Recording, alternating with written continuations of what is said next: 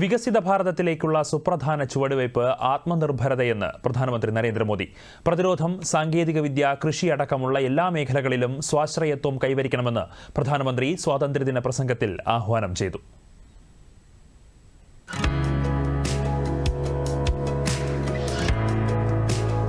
परमाणु ऊर्जा क्षमता 10 गुना से भी अधिक बढ़ाने का संकल्प लेकर के आगे बढ़ रहा है.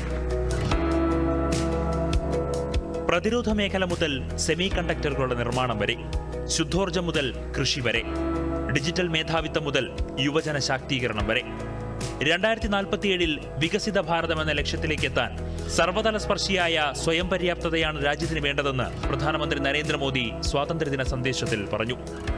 സ്വാശ്രയത്വം, നവീകരണം, പൗരശാക്തീകരണം എന്നിവയിൽ ഊന്നിയായിരിക്കും രാജ്യം പുരോഗതിയിലേക്ക് കുതിക്കുക.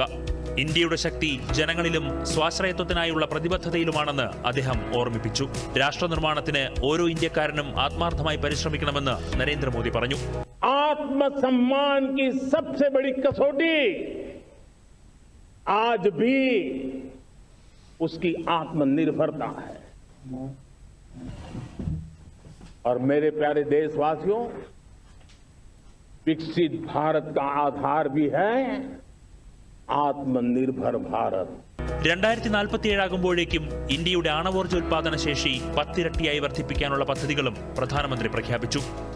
ഇന്ത്യ ഊർജ്ജ ഇറക്കുമതിയെ ആശ്രയിക്കുന്നില്ലെങ്കിൽ അതുവഴി ലാഭിക്കുന്ന പണം കർഷകരുടെ ക്ഷേമത്തിനായി ഉപയോഗിക്കാമെന്നും അത് രാജ്യത്തിന്റെ അഭിവൃദ്ധിയെ കൂടുതൽ ശക്തിപ്പെടുത്തുമെന്നും അദ്ദേഹം കൂട്ടിച്ചേർത്തു. हम न्यूक्लियर एनर्जी के क्षेत्र में बहुत बड़े रिफॉर्म लेकर के आए.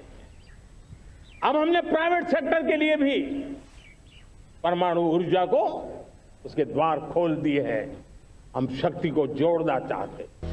ജെറ്റ് എഞ്ചിനുകൾ, സോഷ്യൽ മീഡിയ പ്ലാറ്റ്ഫോമുകൾ, വളങ്ങൾ, മറ്റ് നിർണായക സാങ്കേതിക വിദ്യകൾ, മരുന്നുകൾ, വാക്സിനുകൾ, ജീവൻ രക്ഷാ ചികിത്സകൾ എന്നിവ തദ്ദേശീയമായി വികസിപ്പിച്ചെടുത്ത് രാഷ്ട്രനിർമ്മാണത്തിൽ പങ്കാളികളാകാനും പ്രധാനമന്ത്രി പൗരന്മാരോട് ആഹ്വാനം ചെയ്തു.